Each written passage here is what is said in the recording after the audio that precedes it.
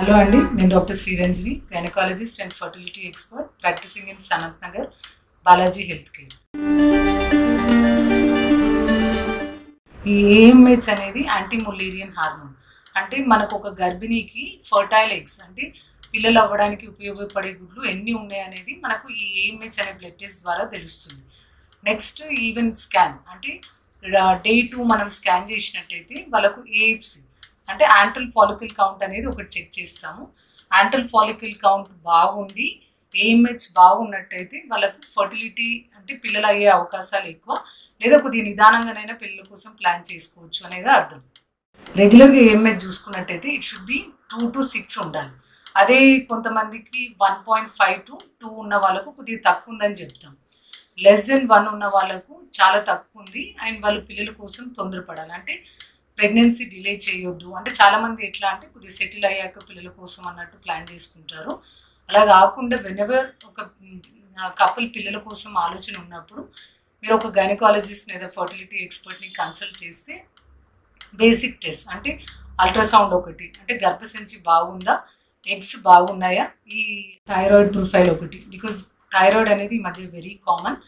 Second AMH అంటే ఒక లేడీకి fertility capacity ఎంత ఉంది, ఫర్టైల్ ఎగ్స్ ఎంత ఉంది అన్నది మనకి ఏఎంహెచ్ ద్వారా తెలుస్తుంది. సో ఇలాంటివి ఏమైనా ఉన్నాయా అన్నది చెక్ చేసుకొని అన్నీ బాగున్నట్టయితే యూ కెన్ డిలే, లేదా కొద్దిగా మీరు తర్వాత కూడా చేసుకోవచ్చు. అదే లో ఏఎంహెచ్ అట్లా ఉన్నప్పుడు ఫర్టిలిటీకి తొందరపడాలి, అంటే ఇంకా టైం టేకింగ్ అనేది ఉండకూడదు.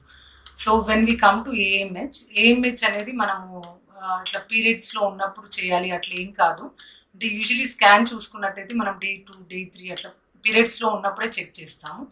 ఈ anti Mullerian hormone you can do any part, అంటే పీరియడ్స్ తోటి సంబంధం లేకుండా ఎప్పుడు చేసిన వాల్యూస్ ఆర్ సేమ్. సో మళ్ళీ ఇది మనకు ఒక లేడీని చూసుకున్నట్టయితే ఇది వాళ్ళకు జెనెటిక్ అంటే ఇన్బార్న్, అంటే ముందు బాగుండి తర్వాత ఏఎంహెచ్ తగ్గడం అలా ఉండదు. ఒక లేడీకి ఇన్ని ఎగ్స్ అనేది ప్రీ డిటర్మైన్ అంటే పుట్టుకతోటే ఉంటాయి. కొంతమందికి తక్కువ ఉండొచ్చు, కొంతమందికి గుడ్ క్వాంటిటీ ఉంటుంది. సో మనకు అది ఏఎంహెచ్ ద్వారా తెలుస్తుంది. ఈ యాంటీ ముల్లేరియన్ హార్మోన్ అనేది ఓవరీలో మనకు గ్రాన్యులోజా సెల్స్ నుండి రిలీజ్ అవుతుంది. సో ఒక ఓవరీ ఫర్టిలిటీ డిటర్మైన్ చేసే టెస్ట్ ఈ ఏఎంహెచ్ అన్నమాట. సో ఇప్పుడు ఈ టెస్ట్ చేసుకున్నాక మంచి హెల్దీ ఏఎంహెచ్ ఉన్న వాళ్ళు ఒక 3 cycles 6 cycles లేదా ఒక కపుల్ లెస్ దెన్ 30 years ఉంటే 1 year దాకా వాళ్ళంతటా వాళ్ళకి పిల్లల కోసం ట్రై చేసి అప్పటికి అవ్వకపోతే మీ దగ్గర ఉన్న గైనకాలజిస్ట్ని సంప్రదిస్తే సరిపోతుంది. అదే ఒక కపుల్ని లేట్ మ్యారేజ్ చేసుకొని 30 years క్రాస్ అయ్యి అప్పటికి ఈ యాంటీ ముల్లేరియన్ హార్మోన్ టెస్ట్ చేసుకొని అది తక్కువ ఉన్నట్టయితే ఇమీడియట్గా ఫర్టిలిటీ ఎక్స్పర్ట్ని కన్సల్ట్ అవుతే మీ ట్రీట్మెంట్ అనేది ప్లాన్ చేస్తారు. అంటే ఏఎంహెచ్ తక్కువ ఉన్న వాళ్ళందరికీ టెస్ట్ ట్యూబ్ బేబీస్ అట్లా చేస్తామని కాదు, బట్ డెఫినెట్లీ ఇప్పుడు ఏఎంహెచ్ అనేది మనకు ఒక ఇండికేటర్, అంటే ఎంతవరకు మనం వెయిట్ చేయొచ్చు అనేది ఇట్స్ అన్ ఇండికేటర్. సో ఇప్పుడు ఏఎంహెచ్ తక్కువ ఉండి 35+ ఉన్న వాళ్ళల్లో డెఫినెట్లీ ఒక 1-2 cycles మ్యాక్సిమం, ఒకవేళ హస్బెండ్ కౌంట్ అంతా బాగుంటే ఒక కపుల్ని ఒక 6 months మ్యాక్స్ ట్రై చేసి అప్పటికీ అవ్వట్లేరు అంటే ఒక హయ్యర్ ప్రొసీజర్స్ అంటే ఐయుఐ కానీ, ఐయుఐ కూడా we can't waste more cycles, అవ్వలేదు అంటే ఐవీఎఫ్కి వెళ్ళాల్సి ఉంటుంది. అదే ఏఎంహెచ్ 0.5 కంటే తక్కువ ఉన్న వాళ్ళకు మనం డోనర్ ఎగ్స్ తీసుకొని ఈ టెస్ట్ ట్యూబ్ బేబీ ద్వారా ట్రై చేయాల్సి ఉంటుంది. అందరికీ కాకుండా ఏజ్ ఏఎంహెచ్ అంటే 2 factors అనేది మనకు డిటర్మైనింగ్ ఉంటుంది.